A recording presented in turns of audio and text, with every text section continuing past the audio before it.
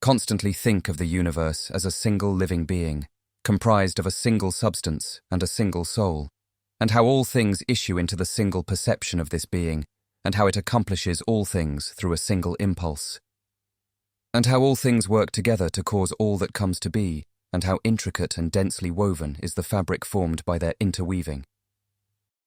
Subscribe, like, share. Welcome back, friends, to our exploration of Stoic philosophy. Today we probe into a discipline that embodies our humanity. Let's understand that Stoicism is about service.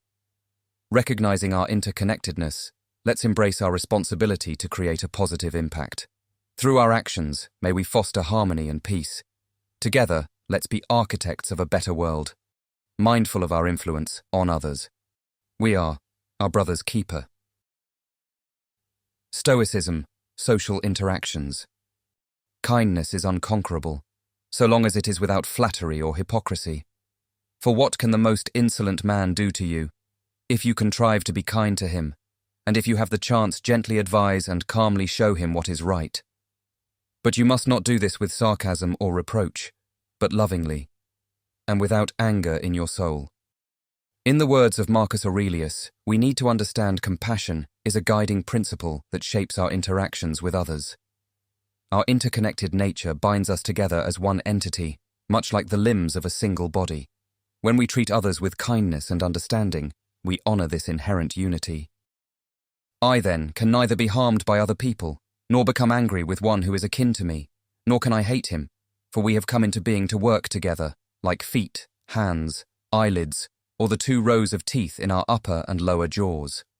To work against one another is therefore contrary to nature, and to be angry with another person and turn away from him is surely to work against him. Can we harm each other? Of course we can, but only if we choose to. Choose not to be harmed, and you won't feel harmed. Don't feel harmed, and you haven't been. Aurelius implores us to find fulfillment in serving others. For as these were made to perform a particular function, and by performing it according to their own constitution, gain in full what is due to them, so likewise, a human being is formed by nature to benefit others, and, when he has performed some benevolent action or accomplished anything else that contributes to the common good, he has done what he was constituted for and has what is properly his. Stoicism encourages us to act selflessly, contributing to the common good without expectation of reward or recognition, aligning ourselves with the natural order. Man is born for deeds of kindness. Empathy lies at the heart of Stoic social relations. Through empathetic listening, we bridge the gap between ourselves and others, fostering deeper connections and understanding. By embodying empathy, we honor the autonomy and dignity of every individual, enriching our relationships and nurturing compassion within ourselves. Stoic advice. Understanding man's interconnectedness. Stoicism teaches us to view ourselves as integral parts of a larger whole, interconnected with every living being in the universe. This concept of interconnectedness underscores the Stoic principle of oikeiosis, or appropriation, which posits that we naturally extend our sense of care and concern beyond ourselves to encompass our fellow human beings. Seneca said, "The very first thing philosophy promises is fellow feeling, a sense of togetherness among human beings." This interconnectedness reminds us that the well-being of one individual is intricately linked to the well-being of all. As Aurelius said, "All that happens to the individual is to the benefit of the whole, and that should be sufficient." But if you look carefully, you will generally observe this further point, that what benefits one person also brings benefit to others. This compels us to act with kindness, fairness, and understanding in all social relations. Social duty, natural order. Central to Stoic philosophy is the idea of living in accordance with nature, which includes fulfilling our social roles and responsibilities. Stoics believe that each individual has a duty to contribute to the betterment of society, not out of obligation, but as a reflection of our inherent social nature. Our Stoic emperor states, "Since you yourself are one of the parts that serve to perfect a social system, let your every action contribute to the perfecting of social life." Any action of yours, then, that has no reference, whether direct or indirect, to these social ends, tears your life apart, prevents it from being at one, and creates division, as does the citizen in a state who, for his own part, cuts himself off from the concord of his fellows. Embracing our social duty aligns us with the natural order, fostering harmony and unity, and failure to do so results in division. Acting selflessly, we prioritize others' welfare over self-interest. Division opposes human nature, leading to societal failure. Through kindness and service, we promote unity and mutual support. Our fellowship is very similar to an arch of stones, which would fall apart if they did not reciprocally support each other. Here, Seneca implied that division is a result of a failure to live according to our social duty and interconnectedness. Develop empathy, a Stoic approach. Empathy lies at the heart of Stoic social relations, enabling us to bridge the gap between ourselves and others through understanding and compassion. Marcus Aurelius advises us to acquire the habit of attending carefully to what is being said by another, and of entering, so far as possible, into the mind of the speaker. Stoicism emphasizes the importance of empathetic listening and perspective-taking, allowing us to truly connect with the experiences and emotions of those around us. By entering into the mind of the speaker, as Marcus Aurelius advises, we cultivate a deeper appreciation for the diversity of human experiences and perspectives.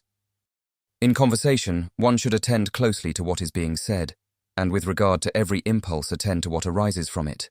In the latter case, to see from the first what end it has in view, and in the former, to keep careful watch on what people are meaning to say. Empathy compels us to treat others with dignity, respect, and kindness, regardless of our differences or disagreements.